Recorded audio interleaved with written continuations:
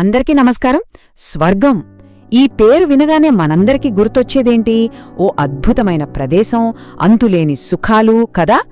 కాని మన పురాణాలు చెప్పేదాని ప్రకారం స్వర్గం నిజంగానే మన ప్రయాణానికి చివరి మజిలీనా, లేక కథ వేరే ఉందా?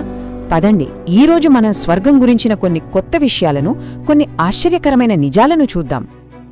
అసలు స్వర్గమే మన ఫైనల్ డెస్టినేషన్ కాదంటే ఆశ్చర్యంగా ఉంది కదూ. అవును, ఈ ఒక్క ప్రశ్నతోనే అసలు విషయం లోతుల్లోకి వెళ్దాం. ఎందుకంటే మనకు తెలిసిన కథకు మించి పురాణాల్లో చాలా ఉంది. సరే, ముందుగా అసలు స్వర్గం అంటే ఏంటో, మనందరి ఆలోచనల్లో ఉండే చిత్రమేంటో ఓసారి చూద్దాం. ఇది మూడవ లోకం, అంటే స్వర్గలోకం. భూలోకంలో మంచి పనులు, పుణ్యకార్యాలు చేసిన వారికి దక్కే ఒక అద్భుతమైన ప్రదేశమన్నమాట. కరెక్ట్. అంటే మనం చేసిన మంచి కర్మలకు ప్రతిఫలంగా స్వర్గసుఖాలు లభిస్తాయి.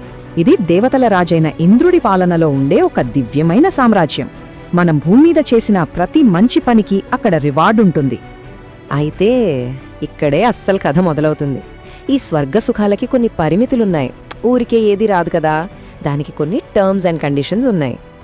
అవును, స్వర్గంలో దొరికే ఆనందం, సుఖం అపారమైనది.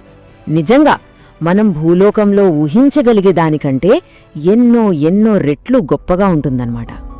కానీ ఆ అపారమైన ఆనందానికి ఒక ఎండ్ డేట్ ఉంది. అంటే అక్కడ మన నివాసం శాశ్వతం కాదు. షాకింగ్గా ఉంది కదా. స్వర్గంలో కూడా ఎప్పటికీ ఉండిపోలేం. మరి స్వర్గంలో ఎంతకాలం ఉండొచ్చు? అది మనం సంపాదించుకున్న పుణ్యం మీద ఆధారపడుంటుంది. పుణ్యమంటే ఒక రకమైన కాస్మిక్ క్రెడిట్ లాంటిది. ఒక బ్యాంక్ బ్యాలెన్స్ అనుకోండి.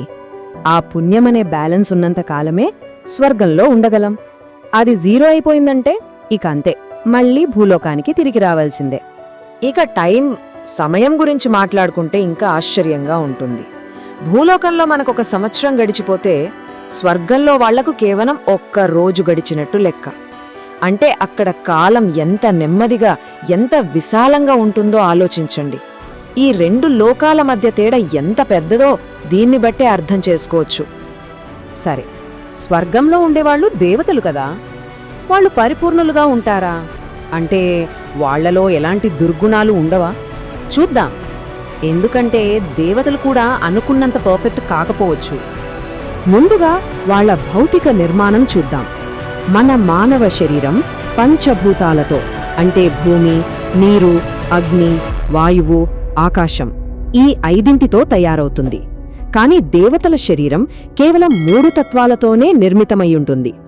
అందుకే వాళ్లు మనకంటే చాలా సూక్ష్మంగా, తేలికగా ఉంటారు. అయితే అసలైన ఆశ్చర్యకరమైన విషయమేంటంటే, వాళ్లు దేవతలైనా సరే వాళ్లలో కూడా కొన్ని దుర్గుణాలుంటాయి. మనుషుల్లో ఉండే కామం, క్రోధం, లోభం, మోహం, ఇష్టాయిష్టాలు ఇవన్నీ దేవతల్లో కూడా ఉంటాయి. వాళ్ళు వీటికి అతీతులు కారు. అంటే స్వర్గానికి వెళ్లడం వల్ల ఈ మానసిక బాధల నుంచి పూర్తి విముక్తి లభించదన్నమాట. ఇప్పుడు ఇదంతా విన్నాక ఒక విచిత్రమైన ప్రశ్న రావచ్చు. స్వర్గమంత గొప్పది కానప్పుడు, దేవతలకు కూడా బలహీనతలున్నప్పుడు, బహుశా భూలోకమే స్వర్గం కంటే గొప్పదేమో? మన పురాణాలు అవును, భూలోకమే గొప్పది అంటున్నాయి.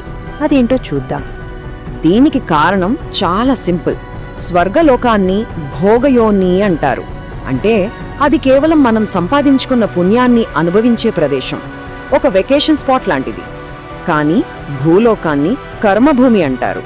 అంటే ఇది పనిచేసే ప్రదేశం. కొత్త కర్మలు చేయడానికి, తద్వారా నిజమైన జ్ఞానాన్ని సంపాదించడానికి ఉన్న ఏకైక మార్గం భూలోకమే. స్వర్గంలో కొత్త జ్ఞానాన్ని సంపాదించే అవకాశం లేదు. దీనికి ఇంతకంటే పెద్ద ఉదాహరణ అవసరం లేదు. సాక్షాత్తు దేవతల రాజైన ఇంద్రుడు కూడా నిజమైన జ్ఞానం, అంటే బ్రహ్మజ్ఞానం కావాలంటే భూమి మీదకొచ్చి ఇక్కడ గురువుల దగ్గర నేర్చుకోవాల్సిందే. దీన్ని బట్టే అర్థం చేసుకోవచ్చు జ్ఞాన సంపాదనకు భూలోకం ఎంత ముఖ్యమైనదో. సరే, స్వర్గం అంతిమ గమ్యం కాదని అర్థమైంది. మరి అయితే అసలైన గమ్యమేంటి? ఈ ఆత్మ ప్రయాణం ఎక్కడికి దారితీస్తుంది? దాని గమ్యమేది? మన విశ్వంలో లోకాల సోపానక్రమం, అంటే ఒక హెరార్కీ ఉంటుంది. అందులో భూలోకం, స్వర్గలోకం కేవలం మొదటి మెట్లు మాత్రమే. వాటిపైన మహర్లోకం, జనలోకం, తపోలోకం, సత్యలోకం, ఇలా ఇంకా ఎన్నో ఉన్నత లోకాలున్నాయి. కాని వీటన్నిటికీ పైన ఉండేదే పరమోన్నత నివాసం, అదే పరంధామం. ఈ పరంధామాన్ని చేరడాన్నే మోక్షం అంటారు. మోక్షమంటే ఏంటి? అది కేవలం స్వర్గంలో ఉండటం కాదు, అది ఈ పుట్టుక చావు అనే సైకిల్ నుంచి పూర్తిగా బయటపడటం. మన ఆత్మ ఆ నిరాకార సంపూర్ణ పరమాత్మలో ఐక్యమైపోవడం. అప్పుడు ఇక మళ్లీ జన్మ అనేదుండదు. ఇదే అసలైన అంతిమ విముక్తి. ఎందుకంటే స్వర్గలోకం కూడా శాశ్వతం కాదు. బ్రహ్మకు ఒక పగలు ముగిస్తే దాన్ని కల్పం అంటారు. ఒక కల్పం ముగింపులో ప్రళయం వస్తుంది. ఆ ప్రళయంలో స్వర్గంతో సహా అనేక లోకాలు నాశనమైపోతాయి. అంటే మోక్షం తప్ప ఈ విశ్వంలో ఏదీ పర్మనెంట్ కాదు. అందుకే వేదాలు చాలా సూటిగా ఒక మాట చెప్తాయి: గొప్ప మూర్ఖులు మాత్రమే స్వర్గాన్ని కోరుకుంటారు. ఇది కొంచెం కఠినంగా అనిపించొచ్చు, కానీ దాని వెనకున్న లాజిక్ ఏంటంటే, అసలైన అంతిమ గమ్యం మోక్షమని తెలిసిన తర్వాత దారిలో మధ్యలో వచ్చే ఒక తాత్కాలికమైన ఆనందం కోసం ఎవరు ఆశపడతారు? కాబట్టి ఈ విశ్లేషణ మనల్ని ఒక ముఖ్యమైన ప్రశ్న దగ్గర నిలబెడుతుంది. మన అంతిమ కోరిక ఏమై ఉండాలి? కేవలం కొంతకాలముండే సుఖమా, లేక ఎప్పటికీ నిలిచిపోయే శాశ్వతమైన విముక్త? ఈ ప్రశ్నతోనే ఈ రోజుకి ముగిద్దాం. దీని గురించి తప్పకుండా ఆలోచించండి.